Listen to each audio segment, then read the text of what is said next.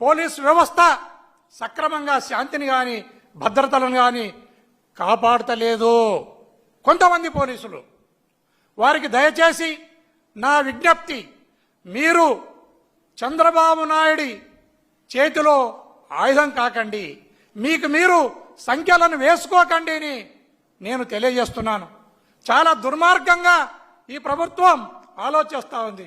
ఆయన ఆలోచనను మీరు అమలు చేసే విధంగా మీరు నడుచుకోవద్దు. పోలీస్ వ్యవస్థ ఈ రాష్ట్రంలో ఒక సుదీర్ఘమైన చరిత్ర కలిగిన వ్యవస్థ. నక్సలిజాన్ని కానీ, ఫ్యాక్సనిజాన్ని కానీ, రౌడీజాన్ని కానీ కూకటి వేళ్లతో నిర్మూలించిన వ్యవస్థ.